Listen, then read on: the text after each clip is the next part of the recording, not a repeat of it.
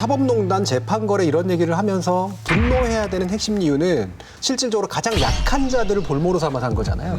즉 박근혜 정부가 일본과의 관계를 어떻게든 개선해보기 위해서 볼모로 삼은 게 바로 식민지 시대에 겪었던 피해 당사자인 강제징용 분들이고 그다음에 위안 발머니들이었단 말이에요.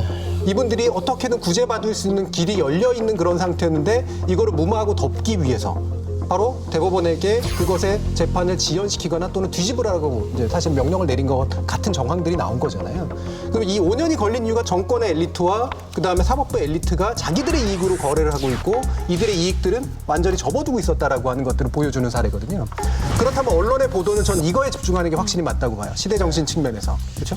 이게 판결이 옳다 그르다 뭐 외교 관계가 있다 없다 문제를 떠나서 왜 지연됐지? 그리고 여기서 누가 피해를 입은 거지? 라고 하는 문제가 가장 핵심의 문제가 되어야 됩니다.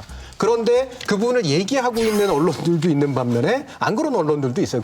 일단 대부분의 경우에는 뭐 한겨레라든가 경향이라든가 이런 데는 강제징용의 배상길이 열렸다라고 얘기를 하고요.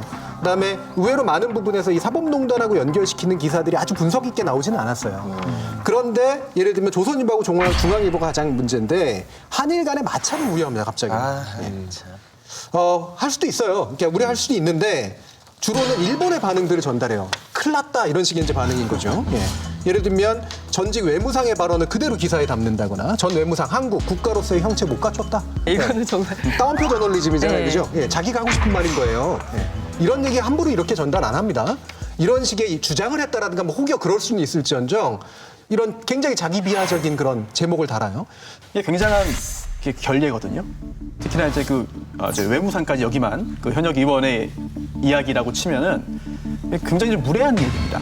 또 경솔한 발언이기도 하고 그렇다면 그 부분에 대해서 잘못을 지적하고 지금 우리 국민들이 격앙돼 있고 분노하고 이런 그 표현 이런 발언에 대해서 이제 굉장히 좀 들끓고 있다 여론이 이렇게 마무리가 되는 게 정상이 아닌가 싶은데 오히려 이렇게 이런 이해하지 못할 만한 발언을 그대로 인용하고 기사가 끝났다고 한다면 글쎄요 이거는 정말 하고 싶은 말을 대신하는 그런 기사라고 할 수 있겠죠. 최근에 보수지들이 북의 리선권의 발언 가지고 엄청 얘기를 했었잖아요. 확인도 안 된 발언이었는데 물론 뭐 대충 뭔가 근거는 있었겠다라고 싶지만 이를테면 뭐 지금 이제 목구멍에 뭐가 넘어갑니까 뭐 이런 식의 발언들 가지고 결례의 의미를 가지고 얘기를 했잖아요.